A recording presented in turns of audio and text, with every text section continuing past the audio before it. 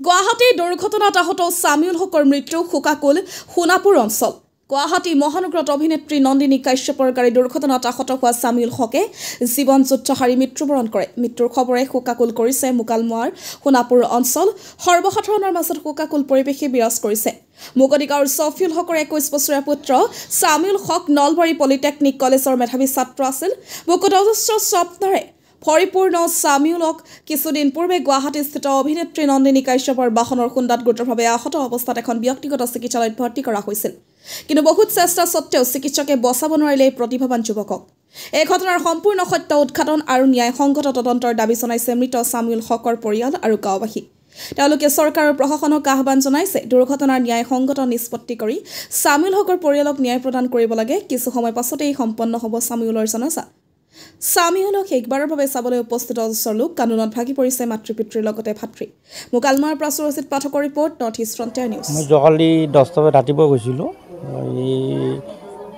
তাৰমানে ইয়াতে 11:30 বজাত আহিল, দেউতাকৰ লগত কোনোবা এটা আহিছে লগত আহি যে আমাক মানে এই ডক্টৰৰ কথা পাতিব লাগিব, মাতিছে ওপৰত 6 ওপৰত যাব লাগে।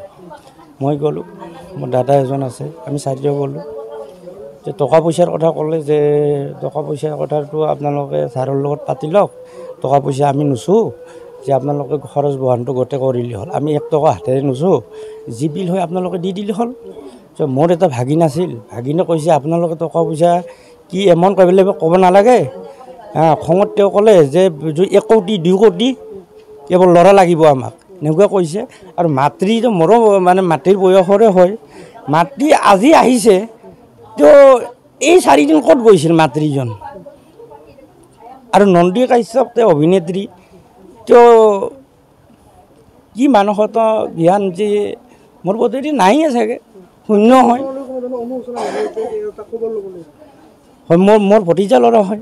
মই গৈছিলোঁ চাই মোৰ খুব বেয়া লাগিছে। আহি মই পেচাবখানা মানে যাই কিনে মই তাতে হুকে কান্দিছোঁ। মই নিজকে বাহিৰত আমাৰ 60-70জন মানুহ আমাৰ ৰৈ আছে, মই যদি কান্দি দিওঁ আৰু পৰিৱেশটো মানে বেয়া হৈ যায়। মই পেচাব ৰুমত যাই মানে হুকে মই নিজে কান্দিছোঁ। মই আত্মাটো ৰাখিব পৰা নাই। জানো মই চিটুৱেশ্যনটো খুব বেয়া পালে গৈছে।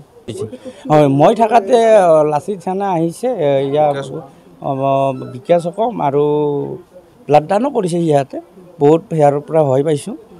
তাতে পৰিয়ালটোক মানে অলপ নিষ্ঠাৰে চাই, সেইটো কাৰণে আহ্বান জনাইছোঁ।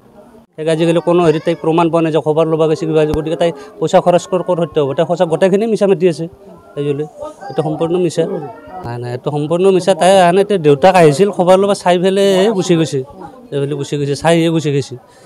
পিছত কথা এটা দিছিল যে আলোচনা আমি পিছত কৰিম, কিবা আলোচনা এটা কৰিম, কিন্তু দেখোন আলোচনাত নাহিল সেইখিনি।